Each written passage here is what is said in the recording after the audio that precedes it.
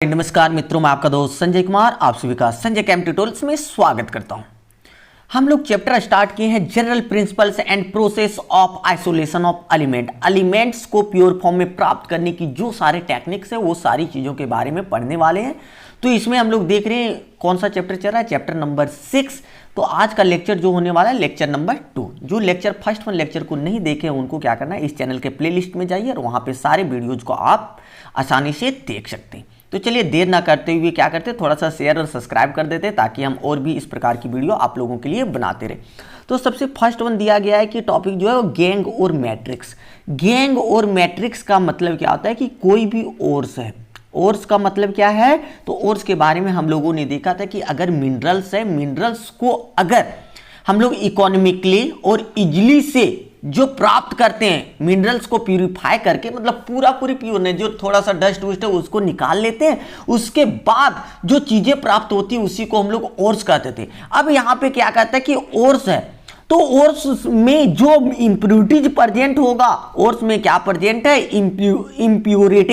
Impurities मतलब dust particles ores में भी रह गया। अब जैसे आपने लिया था मिनरल्स लिया था, तो मिनरल्स को क्या किए थे, सिंपल सा उसको वॉश कर दिए, तो थोड़ा सा क्या कर दिए थे, झाड़ उड़ दिए थे, तो उससे जो निकल गया और उससे जो इकोनॉमिकली ढंग से, सस्ता ढंग से जो हम लोगों को प्राप्त हो गया वो ओर्स प्राप्त हो गया।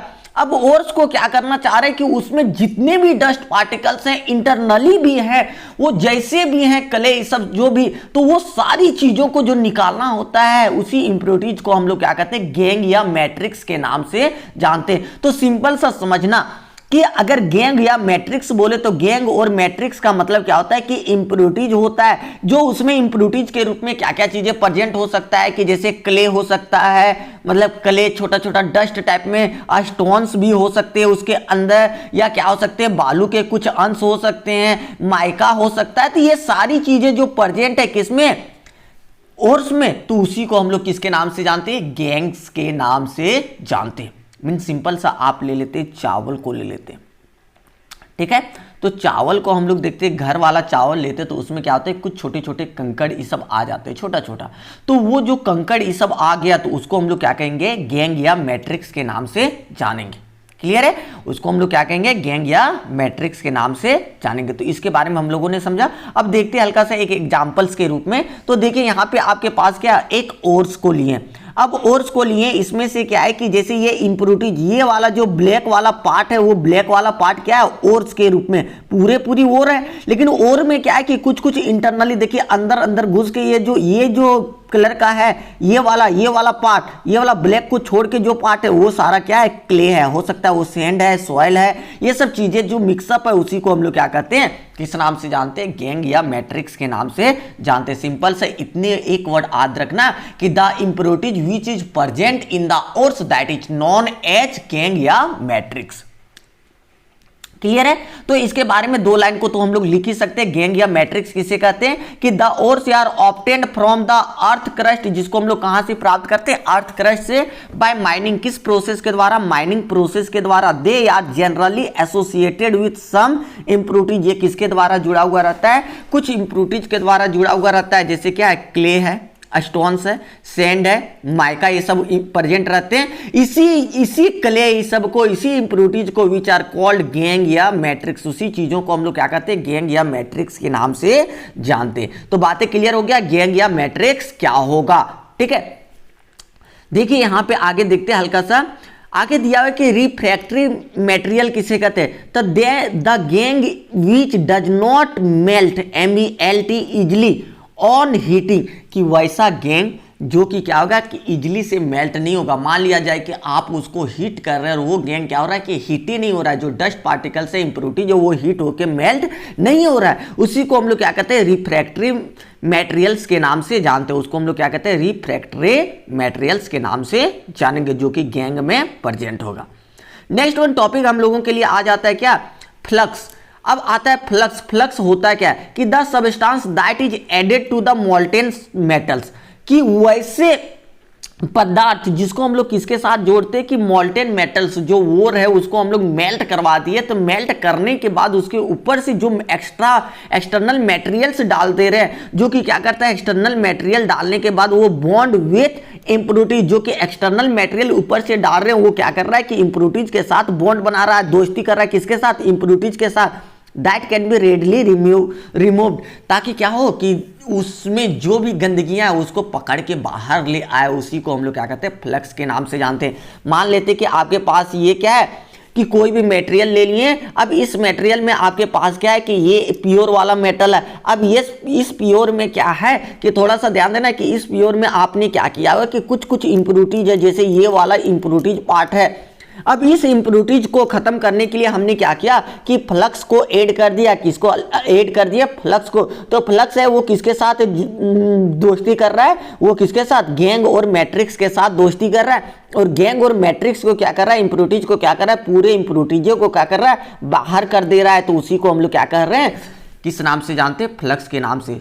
तो सिंपल सा याद रखना एक वर्ड में, फ्लक्स किसे कहते हैं कि वह एक्सटर्नल मटेरियल जिसको हम लोग बाहर से ऐड करते हैं, जिसको हम लोग क्या करते हैं, बाहर से ऐड करते हैं, ताकि उसमें क्या हो जाए, ताकि उसमें जो भी इम्प्यूरिटीज है उसको हम लोग बाहर आसानी से निकाल सके। That is known as flux. देखिए दूसरे ऐसे करके लिख सकते हैं, या दूसरा डेफिनेशन भी हमने लिख दिया, the substance added in the ores during the extraction of metal from ores. Ores से क्या करना है कि मेटल को अलग, एक्सट्रैक्शन का मतलब पृथक करना, ओर्स है, ओर्स से हम लोग क्या करते हैं, मेटल को अलग करना चाहते हैं। उसमें जो भी चीज़ें, सारी चीज़ों को छोड़ते हुए सिर्फ मेटल को अलग करने का के लिए जो चीज़ों का उपयोग करते हैं, सब्सटेंस का उपयोग करते हैं, उसी को हम लोग क्या कहते हैं, फ्लक्स के नाम से जानते हैं। क्लियर हो गया, फ्लक्स भी क्लियर हो गया हम लोग का। अब आगे देखते हैं स्लैग। स्लैग क्या होता है कि द इजली फ्यूजेबल मटेरियल, जो इजली से फ्यूज हो जाए, मतलब फ्यूज मतलब मेल्ट हो जाए, तो उसी को हम लोग क्या कहते हैं कि the easily fusible material formed by the reaction between gang और फ्लक्स। गैंग और फ्लक्स को रिएक्शन करने के बाद जो इजली से फ्यूज होने वाला मटेरियल, इजली से मेल्ट होने वाला मटेरियल जो बन जाता है, उसी को हम लोग क्या कहते हैं, स्लैग के नाम से जानते हैं। जो कि किसके किसके साथ, गैंग और फ्लक्स के साथ रिएक्शन करता है, और उससे जो मटेरियल बनता है वो मटेरियल कैसा बनता है, इजी से फ्यूज हो जाना, मतलब मेल्टिंग, गलने लायक हो जाना। तो उसी को हम लोग किस नाम से जानते हैं, स्लैग के नाम से जानते हैं। तो ये चीजें क्लियर हो गया, स्लैग किसे कहते हैं। तो देखिए स्लैग होता क्या है, तो यहाँ पे गैंग को अगर मिलाते, गैंग को प्लस फ्लक्स को, गैंग और फ्लक्स को जब एडिशन कराएंगे तो वो क्या होगा, स्लैग का निर्माण कर देगा, जो कि क्या होगा, इजली से फ्यूज होने वाला हो जाएगा, इजली से मेल्टिंग होने वाला मटेरियल बना देता है। द सिलेक्शन ऑफ फ्लक्स क्या करते हैं कि the selection of flux, flux जो ले रहे हैं वो कैसा, फ्लक्स का डिपेंड किस पे कर रहा है कि depends upon the nature of gang. ये किन बातों पे निर्भर करता है कि वो निर्भर करता है कि वो गैंग जो उसका नेचर कैसा है, कि अगर गैंग एसिडिक मीडियम है, गैंग अगर किस मीडियम में, एसिडिक, तो हम लोग को फ्लक्स कैसा लेना पड़ेगा, बेसिक मीडियम का फ्लक्स लेना पड़ेगा। गैंग अगर एसिडिक है तो फ्लक्स कैसा लेंगे, बेसिक मीडियम में लेंगे। और अगर हम लोग का गैंग अगर बेसिक मीडियम में है तो क्या करना है, फ्लक्स को कैसा लेना है, एसिडिक मीडियम। तब ने दोनों मिला के क्या करेगा, न्यूट्रलाइजेशन रिएक्शन टाइप में कर देगा, और ये क्या करेगा, फ्यूजिएबल सब्सटेंसेस दैट इज स्लैग का निर्माण कर देगा। जैसे हम लोग एक एग्जांपल को देख लेते हैं, तो एग्जांपल में क्या है कि अगर हम लोग ले लिए, जैसे MnO को ले लिए, MnO क्या है, गैंग के रूप में ले रहे हैं, तो गैंग कैसा है, बेसिक मीडियम में है, तो इसके साथ हमने SiO2 सिलिकेट को ले लिया, किस रूप में, फ्लक्स के रूप में, जो कि कैसा मीडियम, ये बेसिक मीडियम है, तो इसको कैसा लेना पड़ेगा, एसिडिक मीडियम में ले लिए। तो एसिडिक मीडियम में लेने के बाद दोनों रिएक्शन करने के बाद क्या बना दिया, MnSiO3, जो जिसको किस नाम से जाना जाता है, स्लैग के नाम से जाना जाता है। Gangue plus flux is equal to slag, basic plus acidic को मिला के हमने सॉल्ट का निर्माण टाइप में करा दिया। क्लियर है। तो यहां पे 2 लाइन और लिख देना है, क्या लिख देना है, sometimes the flux is used to decrease the melting point. इसका उपयोग हम लोग कहां पे करते हैं कि कभी कभी इसका मेल्टिंग पॉइंट को डिक्रीज करने के लिए भी फ्लक्स का उपयोग कर देते हैं। अगर मान लिया जाए कि गैंग इस सब का जो या मेटेलिक जो भी कंपाउंड है उसका क्या हो रहा है कि मेल्टिंग पॉइंट अधिक हो जा रहा है, तो उसको हम लोग कैसे उसको मेल्ट कराएंगे, तो उसको मेल्टिंग पॉइंट को कम करने के लिए इसमें क्या किया जाता है, कुछ एक्सटर्नल मटेरियल मिलाया जाता है, जो कि फ्लक्स के रूप में मिलाया जाता है। और क्या होता है, मेटेलिक कंपाउंड को क्या करने के लिए, डिक्रीज करने के लिए, और इसके साथ ही साथ टू डिक्रीज तो मेल्टिंग पॉइंट हो गया, उसके साथ increase the electrical conductivity of molten mass, जो भी मोल्टेन मास हो गया, पिघला हुआ जो बच गया कंपाउंड, जो मटेरियल बचा, तो उसका क्या है कि कंडक्टिविटी को भी क्या करने के लिए हम लोग उपयोग करते हैं, इंक्रीज करने के लिए इसका उपयोग करते हैं। तो एक एग्जांपल के रूप में हम लोग देख सकते हैं यहाँ पे क्या हो रहा है, एग्जांपल के रूप में कि क्रायोलाइट जो होता है, क्रायोलाइट को ले रहे, cryolite is added to the Al2O3। Cryolite को किस रूप में लेते हैं, Al2O3 के साथ ऐड करते हैं। तो किस पर्पस के लिए, फॉर द पर्पस ऑफ, किस पर्पस के लिए, देखिए यहाँ पे पर्पस ऑफ किस रूप में, during the extraction of aluminium, aluminium की प्राप्ति के समय में इसको हम लोग ऐड कर देते हैं, क्रायोलाइट को ऐड करते Al2O3 के साथ, ताकि हम लोग क्या करें, एल्युमिनियम को प्योर फॉर्म में पूरे प्राप्ति कर सके। तो ये चीजें हम लोगों का होता है slag flux gang. Clear. Next one जो टॉपिक है वो क्या है कि मेटलर्जी। मेटलर्जी का मतलब सिंपल सा, आपके पास ओर्स है, ओर्स से आप किस प्रोसेस के द्वारा प्योर मेटल प्राप्त कर सकते हैं, उसी को हम लोग क्या कहते हैं कि मेटलर्जी कहते हैं। मेटलर्जी का मतलब क्या होता है, सिंपल सा, आपके पास ओर्स दिया हुआ है, ओर्स से आपको क्या करना है, प्योर मेटल, एकदम पूर्ण रूप से एकदम अच्छा वाला मेटल हम लोग को प्राप्त करना है, तो उसी को क्या कहते हैं, मेटलर्जी के नाम से हम लोग जानते हैं। क्लियर हो गया कि मेटलर्जी किसे कहते हैं कि सिंपल सा वैसे कंपाउंड को जिससे हम लोग ओर्स को, कोई भी ओर्स है उससे क्या करते हैं कि प्योर फॉर्म में मेटल प्राप्त कर लेते हैं, उसी को हम लोग मेटलर्जी कहते हैं। ये मेटलर्जी जो होता है वो 3 प्रकार का मेटलर्जी होता है। मेटलर्जी कितने प्रकार के होंगे, 3 प्रकार के। पहला जो होता है वो हाइड्रोमेटलर्जी होता है, हाइड्रोमेटलर्जी होता है। तो दूसरा क्या होता है, दूसरा जो होगा वो होता है क्या, हाइड्रोमेटलर्जी पहला, दूसरा इलेक्ट्रोमेटलर्जी हो जाता है, इलेक्ट्रोमेटलर्जी हो जाता है, इलेक्ट्रोमेटलर्जी हो जाएगा, और तीसरा जो होता है वो पायरोमेटलर्जी हो जाता है। क्लियर है कि मेटलर्जी 3 टाइप का होता है। यहाँ पे हम लोग नहीं देख रहे हैं स्टेप्स कैसे होता है, यहाँ पे सिर्फ देख रहे हैं कि मेटलर्जी कितने प्रकार के होंगे, तो 3 प्रकार के होंगे। पहला जो होगा वो हाइड्रोमेटलर्जी होगा, दूसरा इलेक्ट्रोमेटलर्जी होगा, तीसरा क्या होगा, पायरोमेटलर्जी होगा। अब ये हाइड्रो क्या होता है, इलेक्ट्रो क्या होता है, पायरो क्या होता है, थोड़ा थोड़ा समझेंगे, फिर उसके बाद नेक्स्ट क्लासेस में हम लोग क्या करेंगे कि इसके बारे में डिटेल से अध्ययन करेंगे। लेकिन अभी अध्ययन किसके बारे में करना है कि हाइड्रो क्या होता है, इलेक्ट्रो क्या होता है, पायरो क्या होता है, ये तीनों चीजों के बारे में हल्का सा समझते हैं।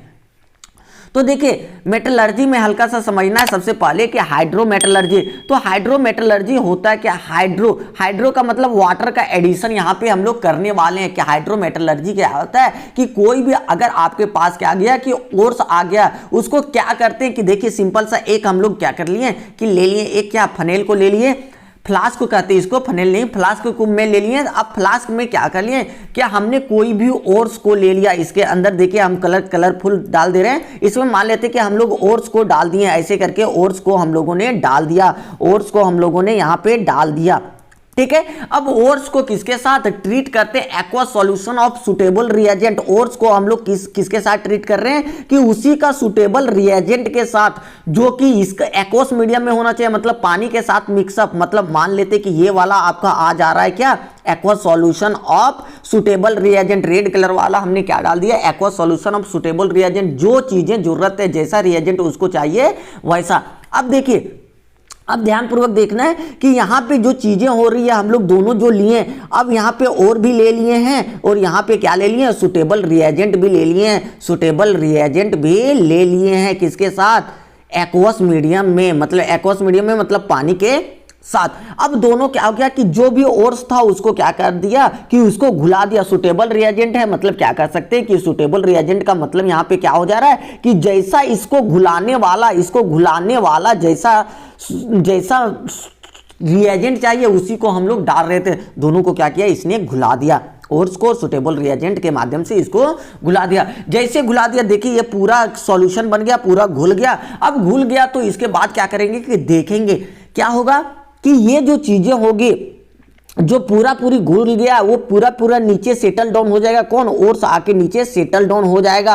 तो अगर आप कर सकते हैं कि पूरी घुल गया, तो घुलने के बाद अगर हम लोग कहेंगे कि क्या हो जाएगा कि इसमें जो गैंग होगा वो क्या होगा कि पूरी नहीं घुलेगा, जो डस्ट पार्टिकल्स जो रहेगा वो पूरी नहीं घुलेगा। घुलेगा कौन, ओर्स ही पूरी घुल जाएगा। दैट मीन्स मेटल्स के रूप में जो है वो पूरी घुल गया। लेकिन जो आपका डस्ट पार्टिकल, मान लेते कि बालू के जो कण थे वो घुला क्या, जो आपके डस्ट में और भी आ जाएगा, जैसे कंकड़ के कुछ कण थे वो घुला क्या, तो ये सब चीजें क्या हुआ, घुला नहीं, वो क्या हो गया कि आ गया, इसमें घुल नहीं रहा है, जो कि क्या घुल गया, सिर्फ कौन घुल गया, जो ओर्स के मटेरियल थे वो घुल गया, लेकिन क्या हो गया कि बालू ये सब जो डस्ट के कण थे वो गैंग के रूप में घुलाने।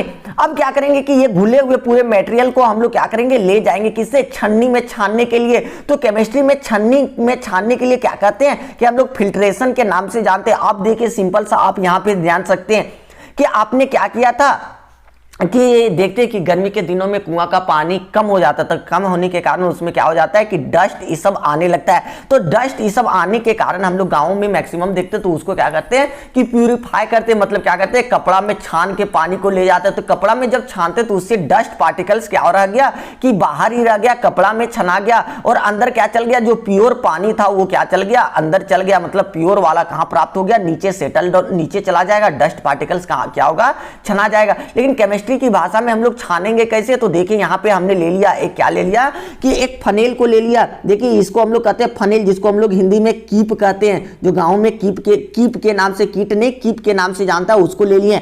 अब उसमें क्या कर दिया कि एक फिल्टर पेपर के जैसा होगा व्हाइट कलर का, उसको हमने डाल दिया फिल्टर पेपर। तो फिल्टर पेपर को डाले तो उसके ऊपर जो हमने लिया था जो फिल्टर पेपर में क्या करना है कि ऊपर से डालना, जो अभी सॉल्यूशन हमने घुलाया था इसको ऐसे करके ऊपर से डालेंगे, बार बार डाल रहे हैं। अब क्या करेगा कि जो घुल गया था मटेरियल, वो घुला हुआ मटेरियल क्या होगा, यहां से यहां पे आ गया, यहां पे अंदर आ गया, और जो घुला हुआ मटेरियल नहीं था, जो डस्ट पार्टिकल्स ये सब था, वो क्या होगा कि फिल्टर पेपर के ऊपर रह जाएगा। तो इससे हम लोग क्या कर सकते हैं कि यहाँ से हम लोग अलग कर सकते हैं हाइड्रोमेटलर्जी के माध्यम से। सिंपल सा याद रखना है, इसको कैसे समझना है कि आप क्या कीजिए कि जो भी ओर्स है उसको क्या कर दीजिए, ओर्स को आप उसके रिएजेंट के साथ ऐड कर दीजिए एक्वस मीडियम में, मतलब पानी के साथ मिक्सअप कर दीजिए, वो पूरी घुल जाएगा। और कौन नहीं घुलेगा, जो कि डस्ट, ये सब डस्ट पार्टिकल्स रहेगा वो घुलेगा नहीं। फिर उसको फिल्टर पेपर, फनेल, इस सब के माध्यम से उसको क्या कीजिए, छानिए। छानने के बाद जो डस्ट पार्टिकल्स रहेगा वो छना जाएगा, और प्योर फॉर्म जो रहेगा ये यहाँ पे आ जाएगा, फिल्ट्रेट के रूप में आ जाएगा। इसी प्रोसेस को क्या कहते हैं, फिल्ट्रेशन के नाम से जानते हैं। क्लियर है, ये प्रोसेस पता चल गया। अब इस प्रोसेस के माध्यम से हम लोग किसको किसको अलग कर सकते हैं वो देखिए। आप सोना चांदी को इजी से अलग कर सकते हैं, AgAu को आप मेथड से, इस मेथड्स के द्वारा हाइड्रोमेटलर्जी के माध्यम से आप इजी से अलग कर सकते हैं। तो आपसे कभी कभी पूछा जाता है कि हाइड्रोमेटलर्जी के माध्यम से विच of the flowing metal is extracted, या मेटल का उपयोग करते हैं छानने ये सब के लिए, अच्छे करने के लिए, प्योर करने के लिए। तो आपको क्या याद रखना है, AgAu जो होता है ये सब क्या होते हैं कि इसको हाइड्रोमेटलर्जी के माध्यम से हम लोग अलग कर सकते हैं। ठीक है, सोना चांदी को। तो देखिए इसके बारे में थोड़ा सा लिख लेना है। तो लिखेंगे कैसे, देखिए मेटलर्जी टॉपिक लगाना है, the complete process to obtain या मेटल, वैसा उसका कंप्लीट प्रोसेस जिससे हम लोग क्या कर सकते हैं, मेटल्स को प्योर फॉर्म में प्राप्त कर सकते हैं। उसी प्रोसेस को हम लोग, पूरे प्रोसेस को ही हम लोग क्या कहते हैं, मेटलर्जी के नाम से जानते हैं। कि पूरे एकदम प्योर प्रोसेस में हम लोग क्या कहते हैं, प्योर प्रोसेस, पूरे प्रोसेस जिसमें प्योर मेटल को हम लोग प्राप्त करना है, उसी प्रोसेस को हम लोग क्या कर रहे हैं, मेटलर्जी के नाम से जानते हैं। मेटलर्जी कितने प्रकार के होते हैं, मेटलर्जी 3 प्रकार के होते हैं। तो सबसे पहला टॉपिक हमने समझा, तो वो कौन सा था, हाइड्रोमेटलर्जी। तो हाइड्रोमेटलर्जी टॉपिक लगाना है, इसके बारे में लिखना है। In this metallurgy the ore is treated with aqueous solution of suitable reagent. किसके साथ ट्रीट कर रहे हैं, ओर्स को एक्वस मीडियम में सुटेबल रिएजेंट के साथ। The ore is dissolve in the solution, ores क्या होगा, डिजॉल्व हो जाएगा, पूरी घुल जाएगा सॉल्यूशन के साथ। But the gang does not dissolve, लेकिन उसमें जो भी गैंग मैट्रिक्स, जो भी डस्ट पार्टिकल्स होगा वो डिजॉल्व नहीं होगा। द इनसॉल्युबल इंप्योरिटीज, मतलब गैंग और dust are removed by the filtration. इससे क्या करेंगे, गैंग और मैट्रिक्स जो है डस्ट पार्टिकल्स, उसको फिल्ट्रेशन के द्वारा निकाल देंगे। तो उससे क्या होगा, प्योर मेटल्स की प्राप्ति हम लोग हो जाएगा। जनरली AU Ag दोनों होता है, AgAu ETC are extracted by hydrometallurgy. Hydrometallurgy के माध्यम से हम लोग क्या कर सकते हैं, AgAu को हम लोग प्राप्ति कर सकते हैं। ठीक है, ये क्लियर चल गया। अब एक एग्जांपल ले लेते हैं कैसे होता है। तो देखिए हमने सिल्वर को प्राप्त करना है, कहाँ से, हॉर्न सिल्वर से हम लोग को प्राप्त करना है। किसको, सिल्वर को। चांदी को प्योर फॉर्म में हम लोग को प्राप्त करना है, किससे, हॉर्न सिल्वर। तो सबसे पहले क्या किया हमने, AgCl को सिल्वर क्लोराइड को NaCN के साथ रिएक्शन करा दिया तो इसका एक कॉम्प्लेक्स कंपाउंड बना दिया, NaAgCN का होल 2 प्लस NaCl निकल गया, सोडियम क्लोराइड निकल गया। फिर NaAgCN को हम लोग क्या कर दिए कि रिएक्टिव मेटल जिंक के साथ रिएक्शन करा दिए, ये क्या कर दिया Na2ZnCN का होल 4 बना दिया। देखिए Ag प्योर फॉर्म में प्राप्त हो गया। तो इस प्रकार से हम लोग क्या कर सकते हैं, प्योर फॉर्म ऑफ सिल्वर, चांदी का प्योर फॉर्म हम लोग प्राप्त कर सकते हैं। क्लियर हो गया। तो ये आपका कौन सा मेथड्स के नाम से जाना जाता है, हाइड्रोमेटलर्जी के नाम से जाना जाता है। नेक्स्ट वन प्रोसेस होता है इलेक्ट्रोमेटलर्जी। तो इलेक्ट्रोमेटलर्जी के बारे में पता है कि इलेक्ट्रोमेटलर्जी मतलब क्या करना है कि आपको इलेक्ट्रिसिटी पास कराना है। इलेक्ट्रिसिटी पास कराने के बाद जो मोल्टेन स्टेट में जो ओर्स प्राप्त हो जाएगा प्योर फॉर्म में, तो उसी को हम लोग क्या कहेंगे, इलेक्ट्रोमेटलर्जी के नाम से जानते हैं। तो इस इलेक्ट्रोमेटलर्जी के माध्यम से आप देखिए जितना भी आयंस वाले हैं वो चीज़ें प्राप्त होगी, sodium, potassium, magnesium, calcium, aluminium, ये सब चीज़ों को हम लोग क्या कर सकते हैं, इलेक्ट्रोमेटलर्जी के माध्यम से हम लोग पूरे प्योर फॉर्म में प्राप्त कर सकते हैं। तो यहाँ पे याद रखना है कि इलेक्ट्रोमेटलर्जी के द्वारा कौन कौन चीज़ों को, कौन कौन से मेटल्स को प्योर फॉर्म में प्राप्त कर सकते हैं। तो ये सारे मेटल्स को हम लोग प्योर फॉर्म में प्राप्त कर सकते हैं। क्लियर है। इसको थोड़ा सा समझते हैं, उसके बाद डिटेल में तो पूरे प्रोसेस को हम लोग आगे समझेंगे। क्लियर है।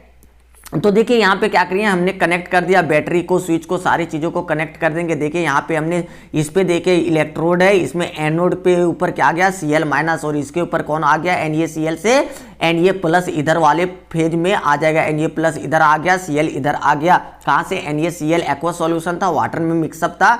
तो ये जो इम्प्रूटीज रहेगा उससे क्या होगा कि जैसे इलेक्ट्रिसिटी पास कराएंगे वो इम्प्रूटीज क्या होगा, निकल जाएगा और हम लोग को क्या होगा, प्योर फॉर्म ऑफ मेटल्स की प्राप्ति हो जाएगा।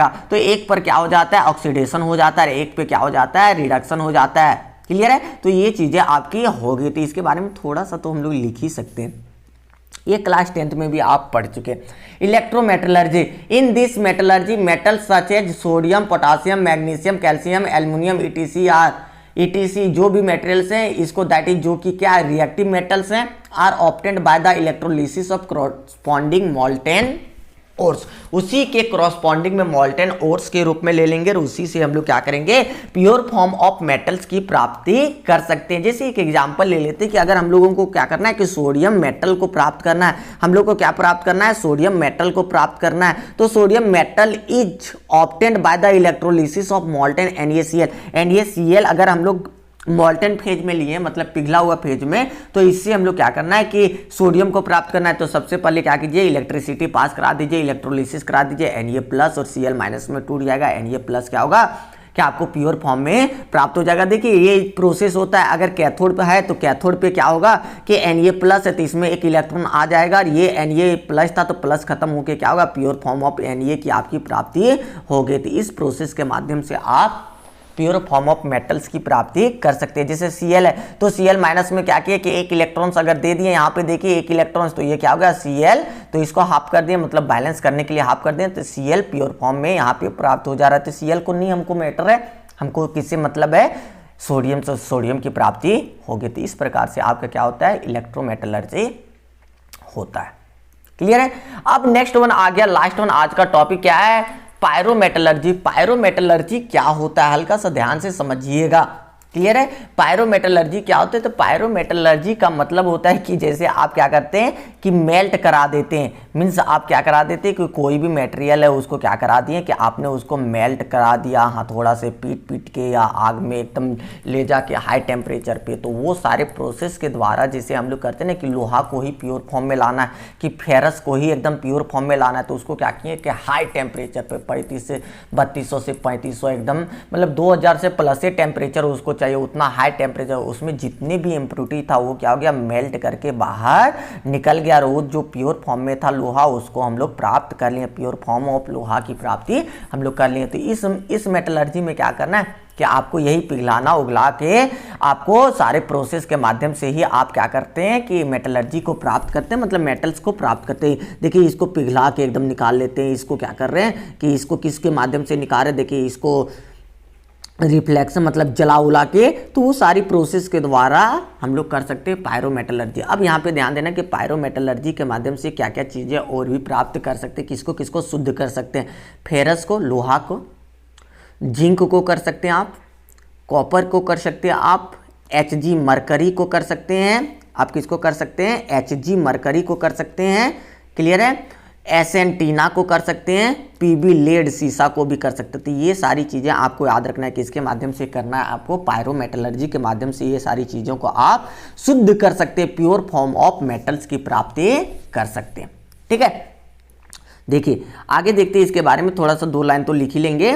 तो देखिए यहाँ पे क्या है कि पायरोमेटलर्जी कि in this metallurgy the metal such as ferrous, zinc, copper, Hg, Sn, Pb etc are obtained. ये सारी चीज़ों को हम लोग क्या कर सकते हैं, प्राप्त कर सकते हैं। बस इतनी चीज़ों को आपको क्लियर करना है, क्लियर है। तो आज का क्वेश्चंस कुछ रहता है, देखते हैं क्वेश्चंस के बारे में कुछ देखते हैं। तो कुछ क्वेश्चंस है हम लोगों के पास, देखिए हल्का सा क्वेश्चन देख लीजिएगा ये सारे क्वेश्चंस को, क्योंकि यहाँ से इसी टाइप के क्वेश्चन ऑब्जेक्टिव में पूछे जाते हैं। देखिए सबसे पहला क्वेश्चन है, सबसे पहला नंबर क्वेश्चन है, वो क्या कर रहा है क्वेश्चन, देखिए कि which of the flowing element is suitable for hydrometallurgy. Hydrometallurgy के द्वारा आप कौन से एलिमेंट को आप शुद्ध कर सकते हैं, कौन से एलिमेंट को आप प्योर फॉर्म में प्राप्त कर सकते हैं। तो आपको पता है AgAu को ही हम लोग प्राप्त कर सकते हैं, किसके, हाइड्रोमेटलर्जी के माध्यम के द्वारा, क्लियर है। तो आप में किस में लगाना है, Au। यहाँ पे क्या दिया है, सोडियम, सोडियम किसके द्वारा होता है, इलेक्ट्रोमेटलर्जी। पोटासियम, पोटासियम किसके द्वारा, इलेक्ट्रोमेटलर्जी। तो सिर्फ होगा कौन, Au क्या होगा, हाइड्रोमेटलर्जी के माध्यम से आपका होगा। दूसरा क्वेश्चन देखिए आप, दूसरा क्वेश्चन में क्या है आप देखिए ध्यानपूर्वक। दूसरा क्वेश्चन में आपका क्या है कि which of the flowing can not be extracted from hydrometallurgy, कि इनमें से कौन है जिसको हाइड्रोमेटलर्जी के माध्यम से हम लोग प्राप्त नहीं कर सकते, शुद्ध नहीं कर सकते इन सारे एलिमेंट को। तो देखिए Ag को तो करते ही हैं, Au को तो करते हैं, तो किसको नहीं करते हैं, Hg को नहीं करते। तो यहाँ पे कौन नहीं करने के लिए कह रहा है, Hg को नहीं कर सकते हम लोग, किसके द्वारा, हाइड्रोमेटलर्जी। तो आपका ये ऑप्शन यहाँ पे कौन सही होगा, Hg के रूप में सही हो जाएगा, क्लियर है। नेक्स्ट वन जो क्वेश्चन है, नेक्स्ट वन क्वेश्चन क्या कर रहा है कि which of the following are suitable for pyrometallurgy. Pyrometallurgy के लिए कौन सा सुटेबल होगा। तो देखिए जिंक तो किसके लिए होता है, पायरोमेटलर्जी के लिए होता है क्या, तो आपको अब भी बताएं जिंक क्या होता है, पायरोमेटलर्जी। कॉपर भी क्या हो जाएगा, पायरोमेटलर्जी। Sn भी क्या होता है, पायरोमेटलर्जी हो जाता है। और इसके साथ ही साथ क्या हो जाता है कि ऑल ऑफ दीज। तो यहाँ ये जो है वो गलत होगा, कौन कौन सा होगा, देखिए ऑल ऑफ दीज हो जाएगा। सिंपल सा क्या होगा कि चारों सही हो जाता है। तो यहाँ पे क्या करना है कि ये भी सही है, ये भी सही, ये भी सही। हमने कहाँ सही करके रख दिया है, C नंबर। तो C नंबर ना सही होगा क्या कर दो, D नंबर। D क्या होगा, मतलब ऑल ऑफ दीज को हम लोग क्या कर सकते हैं, पायरोमेटलर्जी के माध्यम से सही कर सकते हैं, पायरोमेटलर्जी के माध्यम से एक्सट्रैक्ट कर सकते हैं, क्लियर है। तो इस प्रकार की वीडियोज अगर आपको पसंद आता है तो आपको क्या करना है कि अधिक से अधिक शेयर करना है और चैनल को सब्सक्राइब करना है, ताकि आपके लिए और भी अच्छी अच्छी वीडियो बनाते रहें। थैंक्स फॉर वॉचिंग, फिर से मिलते हैं नई